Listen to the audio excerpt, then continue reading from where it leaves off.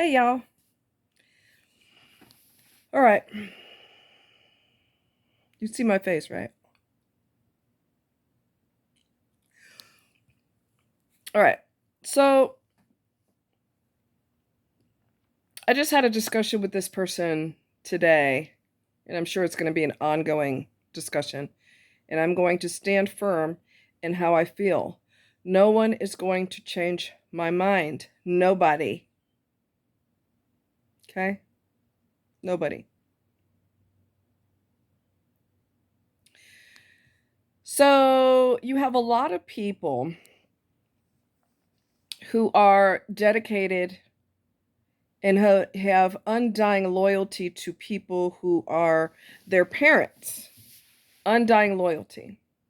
Even though their parents hated them, even if their parents said, I wish you were never born, even if their parents beat them their whole life, beat them up physically, tortured them, called them names, you're never going to amount to anything. You're just like your mother, or you're just like your father. Whatever abuse they've endured, they still have undying loyalty. So when they die, when their parents are no longer here or they are dying, they're going to be there for them. They're going to plan the funeral. They're going to help do their final whatever they want done before it's too late, and help them get their financial paperwork in order in the whole 9 yards. Right? I don't do that, and I won't do that. When you die, that is your problem. Because if you hated me my entire life, why would I subject myself to more abuse from you because you're dying and you're angry and you're scared and you always hated me anyway? Why do I look like the type of person who wants to be abused?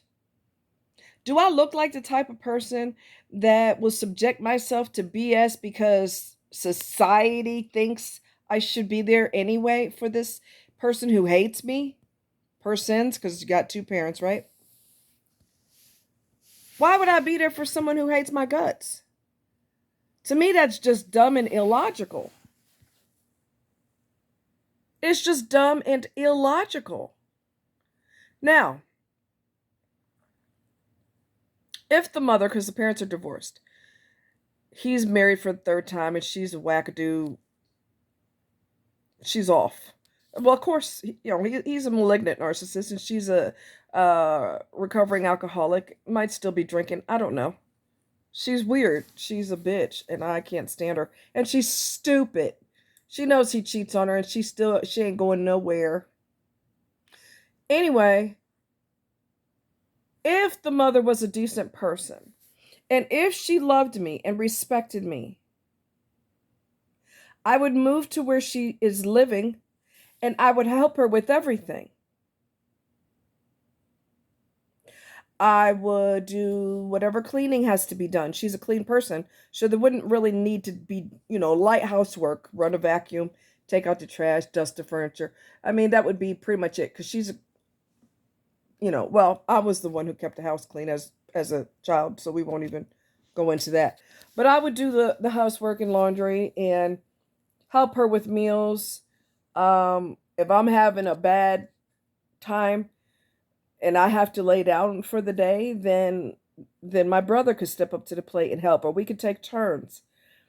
I would relocate to where she's at, even though it's so hot down there in South Carolina, my skin would probably melt off my bones. But I would deal with it. And I would remind her to take her medications. And I would take her to her doctors. When I give you my heart and you respect me, there's no limit to what I'll do for you. I will protect you. I will look out for you. I will make sure you take your medicines. I will get you back and forth to your doctor's visits. I will pick up your medications for you. Unless they get delivered to you, I would pick them up. I would do whatever's necessary. But for someone who hates me, those privileges will not be offered. Those privileges will not be offered. I give you undying loyalty when you're good to me. I'm a damn good friend and I'm a damn good partner. But when people cannot respect you because of their mental illness, they cannot respect you. They cannot love anyone. Those privileges will not be offered to you. When you have them, you got them for life. But if you don't deserve them, you're not getting them. Period. You have to earn privileges. You don't just get them because of who you are. And I'm not going to allow anybody to make me feel badly because I don't kiss their butts because they're my parents. You should be there for them. If they die, you should prepare their funeral. You should get ready. Da, da, da. And I shouldn't have been abused my whole life and I shouldn't have been hated. So there's a whole lot of shoulds, right? There's a whole lot of shoulds and should nots. I should have been in a safe home. I should have been loved, honored, protected, nurtured, guided. I wasn't. I was hated. So when you make me your enemy, you screwed up yourself on a massive scale. I'm one of the most loyal people you know. And I'm not bragging. If Gail was still alive, my best friend, she would tell you. Okay? My previous best friend, she's married now. She's moved on with her life and done her thing. I'm warm. So what else is new? She trusted me, my previous friend, she trusted me with everything. She gave me a key to her house because her and her husband at the time were always gone. How many people give you a key to their house? They don't. I took care of their dogs. I made sure their house was safe. I watered their garden, fed and watered the dogs, made sure I even picked up one of them from the vet that one time. She gave me a blank check and said, just fill it out with whatever they charge at the vet's office.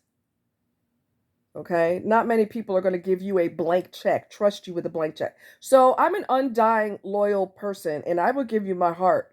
But when you don't love me, you're not getting those privileges. Because it's a privilege for me to give myself to you. That's a privilege. That's not something everybody gets. You have to be a special person to get that. And you have to love me. If you hated my guts, I would be a damn fool to let you slap one side and then here slap that side too. Make sure they're even marks. I would be a damn fool. I am of the age where I don't give a rat's ass who has a problem with it, who says you should honor your parents. It doesn't matter if they punched you, knocked you downstairs, almost dislocated your arm, allowed you to be stabbed, allowed you to be cut with a knife by your other sibling. It doesn't matter. You let that go under the bridge. Shut your ass up. Because unless you've been walked a mile in my shoes, you got no goddamn clue. When was the last time you were stabbed by somebody in your family? While the mother was in the other room pretending she didn't know what was going on. When was the last time you experienced that? I'm listening. When was the last time you were hated for being conceived? When was the last time you were hated for your gender? When was the last time you were hated by both of your parents? Not just one, but both. So you were left unprotected. When was the last time, and we're going to go there, when was the last time you were this close to being raped in high school and you couldn't tell your parents because they would verbally berate you for almost being attacked? I would have been told everything in the book. You're a slut, you're a whore, you're this, you're that, because ain't nobody going to come out of nowhere and just rape you. Which is the stupidest thing in the world. People commit that every day. But I would have been told I was a slut or a whore if that had happened to me. Does she know that he almost did that? This guy almost did that to me? No. Because I was smart enough, even as a child, to know, keep your mouth shut. Don't you dare tell her that. unless you want to be verbally abused. I was almost killed in a car accident. Do you think I told her? I did not.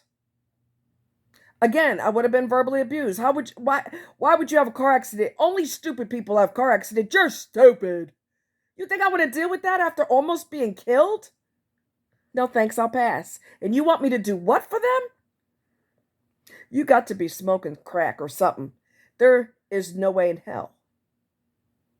And for those of you Bible beaters that want to say, well, the Bible says you're supposed to honor your father and mother. Okay, the Bible also says, do not be slow to anger your children. Do not anger your children. The Bible instructs parents to do that. When you abuse them, you're destroying them. The Bible doesn't give you permission to do that as a parent, so don't be reading what you want to read. Again, I'm of the age where I don't really give a damn about your $2 opinion. Oh, they're your parents. You should still be there for them. I'll tell you what. I'll tell you where they're located and you can stay in touch with them. Okay? I will give you their full names and I will tell you where they live. And you could be friends with them. And you can set up their funeral arrangements and everything else because I'm not going to god dang do it. If you want to do it, you can do it. I don't let society tell me what I should and should not do, especially when it comes to something that sensitive. You're not going to change my mind. I'm not relocating down there. I'm not going to break my neck for any of them. That will never change. The only thing I can say to them, which I never speak to them, so I suggest you, before you die, you make it right with God. All the dirt that you've done, stop lying about the dirt and the filth that you've done, and have some remorse, which is not going to happen because they're both mentally ill. Remorse is not even in their vocabulary. But if you don't make it right before you die, and you go straight to hell, that's on you. And go ahead and sit here and tell God. I want you to tell God that he needs to forgive. You better forgive them. Go ahead and tell God that and see how that works for you. Stop trying to dictate what other people should and should not do and mind your business. This is where compassion comes in. If you had compassion and understanding, you would realize that, oh, wow, that's some intense abuse. No wonder you feel that way. If you're not compassionate, you'll say something dumb. Oh, well, you should be there for them regardless of what they've done. You must be out of your damn mind. Nobody is going to change my mind. No one is going to force their opinion down my throat and expect me to change my mind. I'm not doing it. Now, like I said, if they were loving, there's almost no limit to what I would do for them. But they're not. So that gets scrapped. So whoever don't like it, I really don't care. You're not changing my mind, so you might as well stop wasting your breath.